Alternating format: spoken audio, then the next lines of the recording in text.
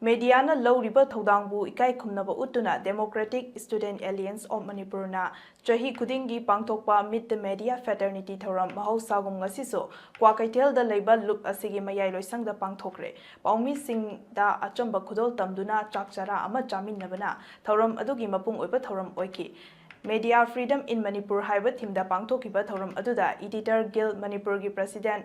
Khogendra Khongdram Sanalepak Pausegi Editor Thouram Biswajit Amadi DESAM gi President Mayeng Bam Somerjit Mitaina Thouram gi Maru Oiba Mitunglen Oina Sarukyaki Thouram aduga Mari Leinana Mayeng Bam Somerjit Mitaina Fungdorakpada Lamdam Asida Thokliba Thodo Wathok Kaya Miyamda Yahonba Khaknatana Lamdam Asibu Hena Chakhutnaba Honabada Print Media Amadi Electronic Media na Lowriba Thodang Asibu Ikai Kumnaba Utuna DESAM na Asigumba Thouram Asi December 13 da chahi khudinggi pangthokpani mahangna makhatana hai lamdam asida thokliba thodo wathok kaya asi kari tawraga loisingani haiba khangdabadagi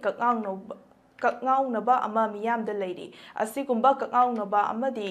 leiriba asida honghanba haibasi ekoina khalliba wakhan asi hana honghanba changi isana tawriba thabak khudingmak leibak kini haiba wakhalonda tawrabadi achumba amadi hena faba thabak tawba ngamduna hena chawkhatpa Manipur ama oiba ngamgani hairaduna anauba chahina lakpada miyamna tawriba thabak thouram sing hena mai paktuna chawkhatpa Manipur ama oiminarasi haiba wafam thamlakhi अफब result तौर पामी तौबू अखोन result पामगू तौरीब थोंदी हाँ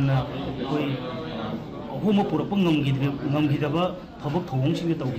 practice हंजन तौरे अनौब चाहीद अखोन Manipur की मियामसिना थेंगनरिब अवाब मयामसी कोनसी अखोगी मरक्ता crisis अमगी मनुंग crisis अमा थोलकान अखोई याम चममनबा अदुगुंबा तौगम खंगदब फिवम अमदा लैबसिदगी coccyx हाइबा तारगदि सिनफम खुदिमक्ता Hiram खुदिमक्ता लैबा अखोई खुदिमंगना अखोइना तौरिबा थबकसे मसी अहानबदा इमा लेबाकी नि हाइबा वखलसी हाना खल्लगा अखोई खुदिमक थबक तौमिनसी हाइबा